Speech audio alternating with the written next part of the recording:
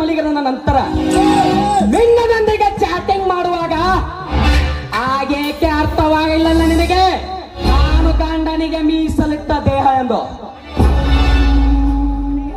ಮನೆಯಲ್ಲಿ ಎದೆಯುದ್ದ ಮಕ್ಕಳಿದ್ದರೂ ಕೂಡ ಮಕ್ಕಳು ಮಲಗಿದ ನಂತರ ಮಿಂಡನನ್ನು ಮನೆಗೆ ಕರೆಸಿ ಮಿಂಡನ ಜೊತೆ ಚಕ್ಕಂಡ ಆಡ್ತಿರಲ್ಲ ಆಗೇಕೆ ಅರ್ಥವಾಗಲಿಲ್ಲ ನನಗೆ ನಾನು ಗಂಡನಿಗೆ ಮೀಸಲಿಟ್ಟ ದೇಹ ಎಂದು. ಅದೇ ಆ ಗಂಡನ ಎದುರಿಗೆ 90 ಹಾಕಿಕೊಂಡ ನಾನು ಸತಿ ಸಾವಿತ್ರಿ ಎಂದು ನಟಿಸೆ. ಅದೇ ಹಳೆ ಗೆಳೆಯನೊಂದಿಗೆ ಸೀರೆ ಉಟ್ಟಿಕೊಂಡು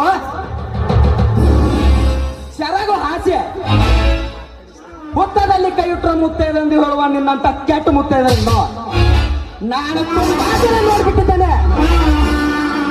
ಹೆಣ್ಣು ಅಂದ್ರೆ ಈ ಜಗದ ಕಂಡು ಮೊದಲು ಹೆಣ್ಣಿಗೆ ಮರ್ಯಾದೆ ಕೊಡೋದನ್ನ ಕಲ್ತ್ಕೋ, ಆವಾಗ ಗಂಡಸಾಗಿ